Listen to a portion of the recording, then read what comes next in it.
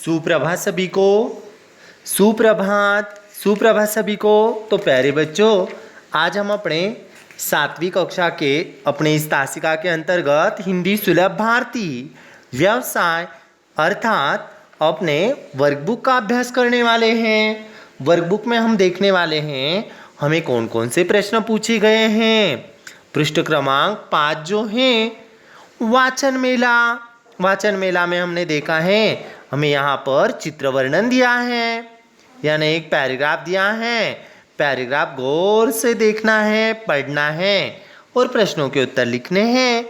जैसे निम्नलिखित प्रश्नों के उत्तर विद्यार्थी एक दूसरे से पूछेंगे। जैसे वाचन मेला कहाँ लगा है? बड़े खुले परिसर में। शोभा यात्रा में कितने छात्र छात्राएं शामिल हैं? 8 छात्र छात्राएं शामिल हैं। मेले में कौन कौन से विभाग हैं? किशोर साहित्य, बाल साहित्य, विज्ञान कथा, वयस्क साहित्य। मेले में से कौन सी सूचना प्रदर्शित की गई है? पुस्तकों से पाए ज्ञान, जाने भाषाएं विज्ञान। यह सूचना मेले में प्रदर्शित की गई है। स्कूल गणवेश कितने छात्र और छात्राओं ने पहना है? देखिएगा जरा, स्कूल गणवेश कितने छात्र और छात्राओं ने पहना है? इन सभी प्रश्नों के उत्तर आपको ढूंढकर लिखने हैं। साथ ही साथ अपने किसी वाचन मेले के शहर का वर्णन कीजिए। आपको क्या करना है? वाचन मेले की जो शहर है उस शहर का सुंदर रूप से वर्णन करना है। वाचन मेले की विशेषता क्या थी? साथ ही साथ वाचन मेले में विभाग कौन से हैं? वाचन मेले में सुविधाएं, वाचन मेले की भिन्नता, यानी अपने मन से ये सब कुछ आपको लिखना है। तो बच्चों, उम्मीद करता हूँ आप सभी को वाचन मेला यह पसंद आया होगा और इसके प्रश्न उत्तर आप गौर से देखिएगा जरा। देखिएगा आगे कविता क्रमांक 2, अयोध्या सिंह उपाध्याय हरिओत जी की कविता। फूल और कांटे। उचित शब्द द्वारा रिक्त स्थानों की पूर्ति करो। रात में उन पर चमकता चांद भी एक ही सी चांदनी है डालता। प्यार डूबी तितलियों के परकतय भौर काहे वेद लेता शामतन। हे जन्म लेते जगह में एक ही पौधा उन्हें पालता।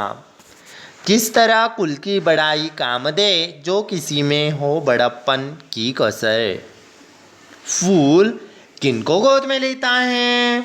जी हाँ बच्चों, फूल तितलियों को गोद में लेता है। बड़प्पन की कसर रह जाने पर क्या काम नहीं देती? कुल की बड़ाई काम नहीं देती। कौन एक सा बरसता है? मेघ एक सा बरसता है। फूल किसको रस पिलाता है? फूल भौरों को रस पिलाता है। आगे देखिएगा पृष्ठ क्रमांक 7, दिए गए शब्दों के लय युक्त शब्द लिखो। पालता, ढालता, बही, सही, वसान उसका अलग शब्द, पीला, नीला, पर, कर, यानी इस तरह के कई शब्द आप लिख सकते हैं। बसन, वसन आदि, यानी यहाँ पर लय युक्त शब्द। तो बच्चों बताओ तो सही, तुम्हें कौन सा फूल पसंद है और क्यों? निम्नलिखित मुद्दों के आधार पर बताओ। फूल का नाम, उपयोग और गंध। आपको आपके मन से लिखना है। मुझे मोगरे का फूल बहुत पसंद है।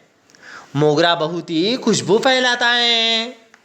मोगरे की मालाएं, इत्र, सुगंधी पदार्थ, अगरबत्तियाँ, सुगंधी तेल बनते हैं। मोगरा बहुत ही सुगंधी फूल है।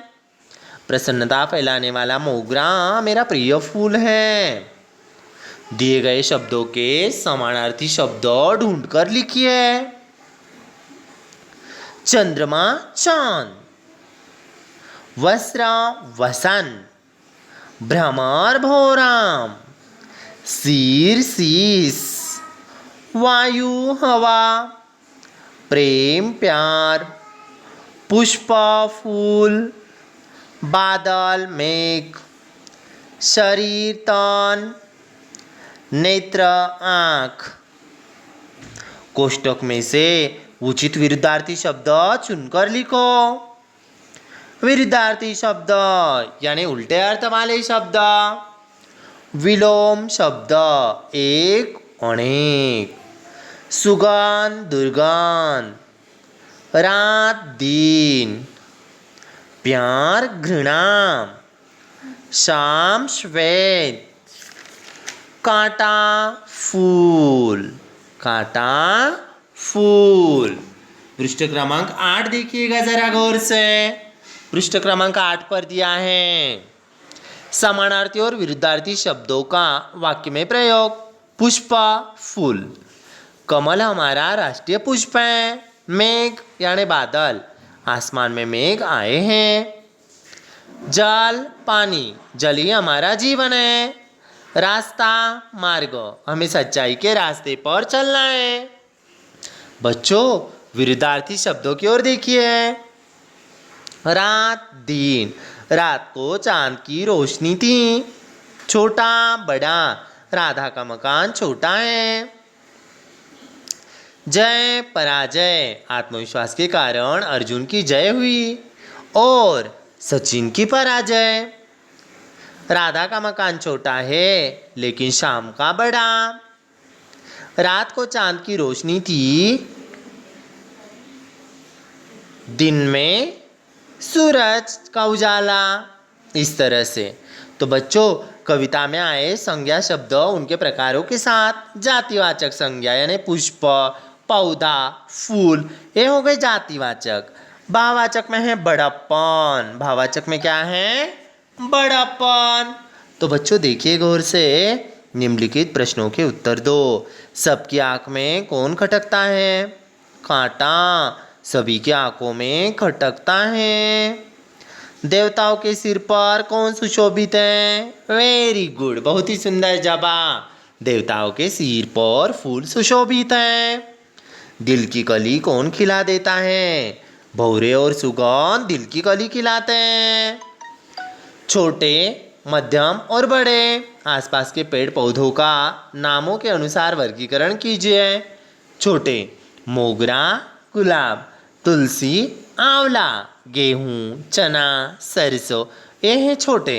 नींबू, नारियल, पपीता, रामफल, सीताफल, केला, अमरूद, सेब, ये हो गए मध्यम। अब बड़े, आम का पेड़, नीम का पेड़, इमली, बरगद, पीपल, जामुन, कटहल, ये हो गए बड़े। यानी बच्चों यहाँ पर हमने देखा छोटे, मध्यम और बड़े। तो उम्मीद करता हूँ आप सभी को वाचन मेला के सभी प्रश्न उत्तर अयोध्या सिंह उपाध्याय द्वारा रचित कविता क्रमांक 2 जिसका शीर्षक था फूल और कांटे, प्रस्तुत कविता भी आप सभी के समझ में आई होगी। अगले तासिका में हम देखते हैं दादी माँ का परिवार। दादी माँ का परिवार, इस सुंदर कहानी के प्रश्न उत्तर। तो चलो बच्चों मिलते हैं अपने हिंदी विषय के अगले तासिका में दादी माँ का परिवार देखने। Okay student, bye.